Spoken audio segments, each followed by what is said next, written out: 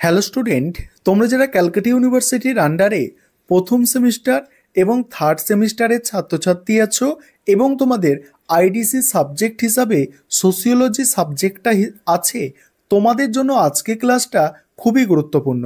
আজকের ক্লাসে তোমাদের 4টে গুরুত্বপূর্ণ 15 নম্বরের প্রশ্নের উত্তর নিয়ে আলোচনা করব।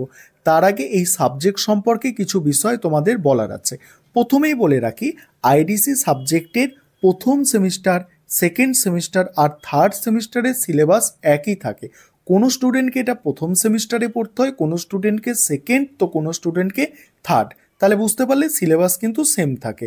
আর আজকে ক্লাসে যে প্রশ্ন 4টের উত্তর নিয়ে আলোচনা করছি, এটা তোমাদের প্রথম সেমিস্টার এবং থার্ড সেমিস্টারের ছাত্রছাত্রীর জন্য খুবই গুরুত্বপূর্ণ প্রশ্ন। দেখে নাও তাহলে প্রশ্ন উত্তরগুলো। প্রথম প্রশ্ন যেটা আছে দেখো, ভারতের জাতীয় সংহতির প্রতিবন্ধকতাগুলি আলোচনা করো। মোস্ট ইম্পর্টেন্ট প্রশ্ন এটা। অ্যান্সারটা তোমরা দেখে নাও। 4টে প্রশ্নের উত্তর একটি ক্লাসের মধ্যে পড়ে বলতে গেলে সেটা অনেক সময় লেগে যাবে। আমি জাস্ট ধীরে ধীরে স্ক্রল করে যাচ্ছি, তোমরা স্ক্রিনশট নিয়ে নাও বা দেখো তোমাদের কিভাবে অ্যান্সারগুলোকে ঠিক গুছিয়ে গুছিয়ে লিখতে হবে। দেখো তোমরা অ্যান্সারটা দেখে নাও। 4টে প্রশ্নের উত্তরের তোমরা অ্যান্সার দেখে নাও। তারপর দ্বিতীয় প্রশ্ন মোস্ট ইম্পর্টেন্ট প্রশ্ন। জাত ব্যবস্থার প্রধান বৈশিষ্ট্যগুলি কি কি, আর ভারতীয় সমাজে কর্তৃত্বকারী জাতির গুরুত্ব আলোচনা করো। এই প্রশ্নের উত্তরটা এবার দেখে নাও। তার আগে একটা বিষয় তোমাদের বলার আছে, তোমাদের এই আইডিসি সাবজেক্টের উপরে স্টাডি মেটেরিয়াল তৈরি করা হয়েছে। তোমরা যদি কেউ স্টাডি মেটেরিয়াল পারচেস করতে চাও, নিচে যে নম্বর দেখতে পাচ্ছ এই নম্বরে যোগাযোগ করে স্টাডি মেটেরিয়াল পারচেস করতে পারো। আমাদের সাজেশন সহ তোমরা অ্যান্সার পেয়ে যাবে স্টাডি মেটেরিয়ালের মধ্যে।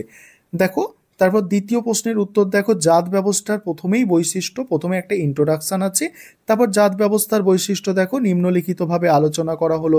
এখানে পয়েন্টগুলো আছে: ক্রমোচ্চ বিভাজন, খণ্ডিত বিভাজন, তারপরে খাদ্যাভ্যাসের বিধিনিষেধ, 4 নম্বর সামাজিক সম্পর্কের ক্ষেত্রে বিধিনিষেধ, কোনো কোনো জাতের সামাজিক ও ধর্মীয় অবক্ষয়, তারপর বিশেষ সুযোগ সুবিধা, তারপরে আছে পেশাগত বিধিনিষেধ, তারপর বিবাহের ক্ষেত্রে বিধিনিষেধ।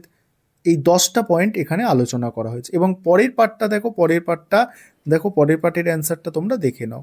এবার 3 নম্বর প্রশ্ন যেটা আছে, 3 নম্বর প্রশ্ন, ভারতের দলিত আন্দোলনের ওপর একটি টিকা লেখো। দলিত আন্দোলনের ওপর টিকা, এই প্রশ্নের উত্তরটা এবারে তোমরা দেখে নাও। প্রথমেই তোমাদের একটা ইন্ট্রোডাকশন অর্থাৎ ভূমিকা খুব ভালো করে গুছিয়ে লিখতে হবে। লেখার পরে তারপর মেইন বিষয়বস্তু আলোচনা করতে হবে। যেভাবে আমি লিখে দিয়েছি দেখো, এইভাবে তোমাদের আলোচনা করতে হবে। দেখো আমি ধীরে ধীরে স্ক্রল করে যাচ্ছি, তোমাদের কোনো অসুবিধা হবে না, তোমরা স্ক্রিনশট নিয়ে পড়তে পারবে।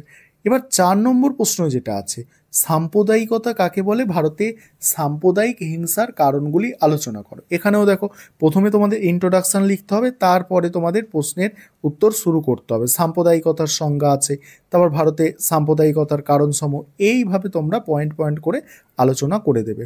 ঠিক আছে, দেখো আলোচনাটা দেখে নাও, অর্থাৎ প্রশ্নের উত্তরটা তোমরা দেখে নাও। আর পরের প্রশ্নের উত্তরগুলো আমি পরের ক্লাসে আবার যখন সময় পাবো আলোচনা করব। তার জন্য চ্যানেল সাবস্ক্রাইব করে সঙ্গে থাকো।